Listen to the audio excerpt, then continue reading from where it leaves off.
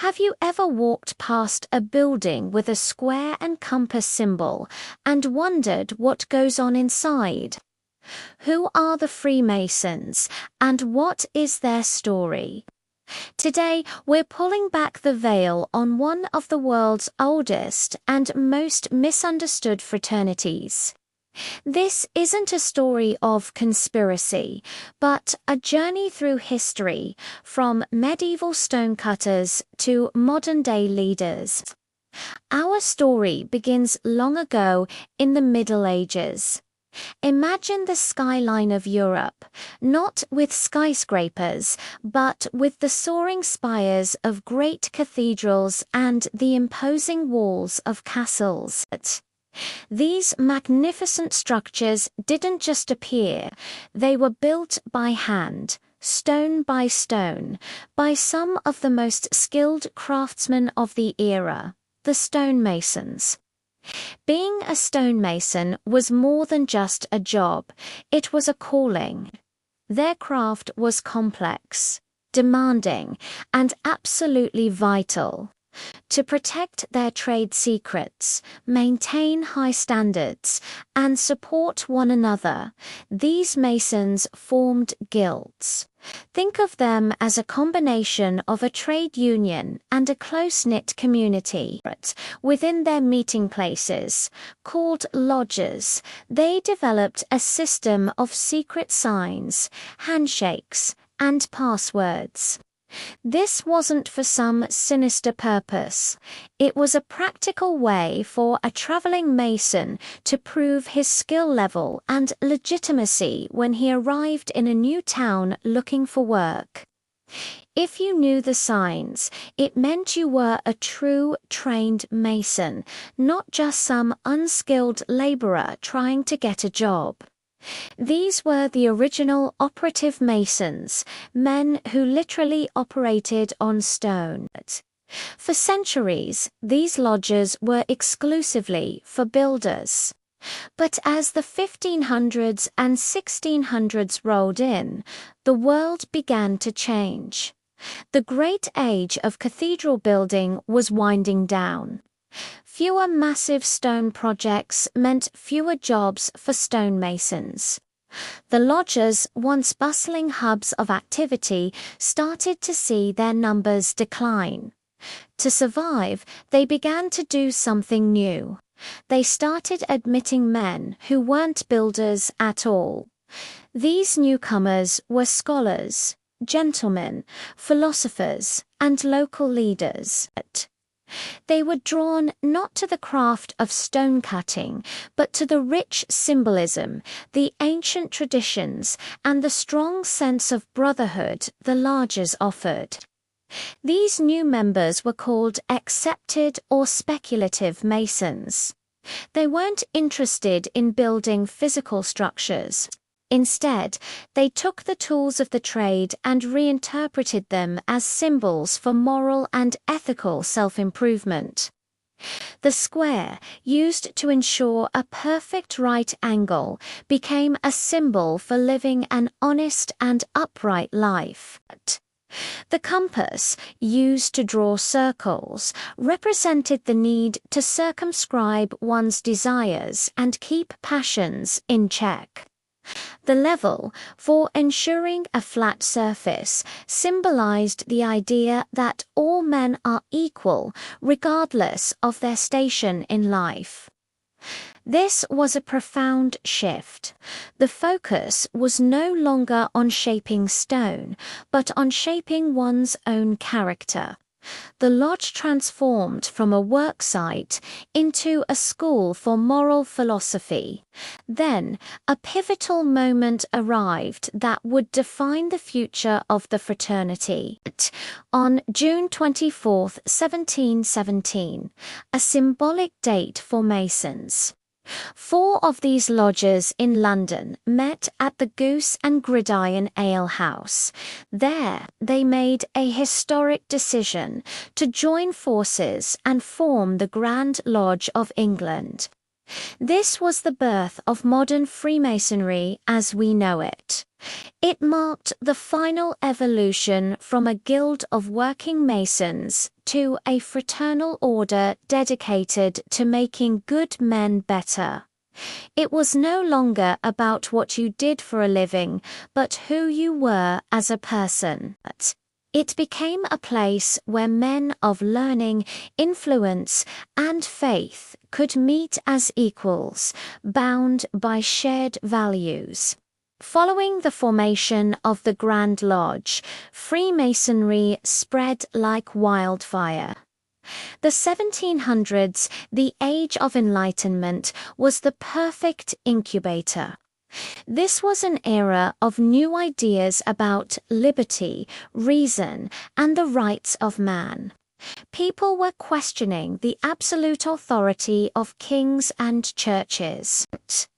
Masonic lodges became safe havens for this intellectual ferment. Behind closed doors, men could discuss philosophy, politics, and science freely, without fear of persecution. The lodge was a private space where a nobleman and a merchant could speak as brothers, where different religious and political opinions could be debated with respect. This environment attracted some of the greatest minds of the age. In France, the philosopher Voltaire became a Mason. In Austria, the brilliant composer Wolfgang Amadeus Mozart joined the fraternity, and its themes of brotherhood and enlightenment are woven into his opera The Magic Flute. And in America, the ideals of Freemasonry resonated deeply with the Founding Fathers. Benjamin Franklin, a devoted Mason, served as a Grand Master in Pennsylvania. George Washington, the commander of the Continental Army and the first president, was the master of his lodge in Alexandria, Virginia. When he laid the cornerstone of the U.S. Capitol building, he did so using Masonic rituals. They saw in Freemasonry a working model for the new republic. They hoped to build a society where men could govern themselves through reason and mutual respect. As European influence spread across the globe through trade, exploration, and empire, Freemasonry traveled with it. Merchants, soldiers, and colonial administrators established lodges in the Americas, Africa, Asia, and Australia. By the 1800s, you could find a Masonic lodge on nearly every continent, a testament to its universal appeal. Today, Freemasonry is a global phenomenon, with millions of members in more than 150 countries. But with such a storied and sometimes secretive history, many people wonder who can actually join. Contrary to myths about a shadowy cabal, the requirements have always been quite straightforward, though strict. First, a man must ask to join of his own free will. Freemasonry does not recruit. A candidate must seek it out. This is why you see the bumper sticker, "To be one, ask one." Second, he must be of good moral character. The lodge conducts an investigation, speaking to his friends and associates to ensure he is well regarded in his community. Third, he must believe in a supreme being. This is a cornerstone of the fraternity.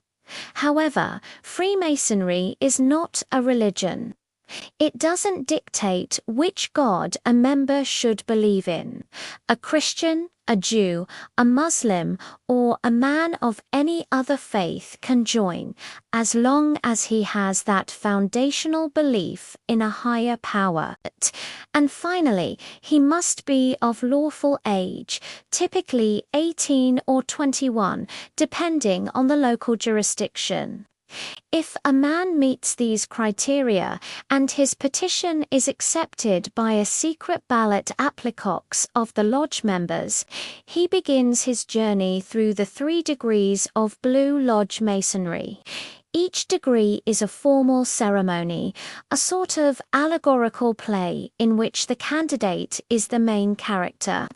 He starts as an entered apprentice, representing youth and the beginning of his Masonic education.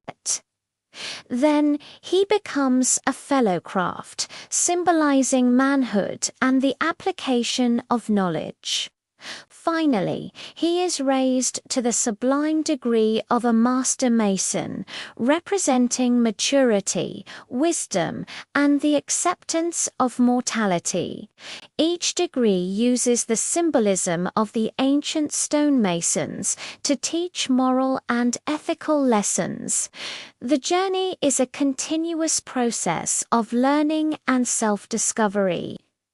Over the centuries, other associated bodies have grown from this foundation, like the Scottish Rite and the York Rite, which offer further degrees and lessons. And then there are groups like the Shriners, famous for their red fezzes, tiny cars, and their incredible network of children's hospitals, which provide care completely free of charge. This charitable work is a core tenet of Freemasonry. So, from a humble guild of medieval stonecutters, Freemasonry has transformed into a global brotherhood. For nearly 1,000 years, it has carried forward its traditions of fellowship, morality, and service. Its goal has never been to build temples of stone, but to build temples of character in the hearts of men. It's a fascinating history, and it's still being written today in thousands of lodges all over the world. Thanks for joining me on this journey into the story of the Freemasons.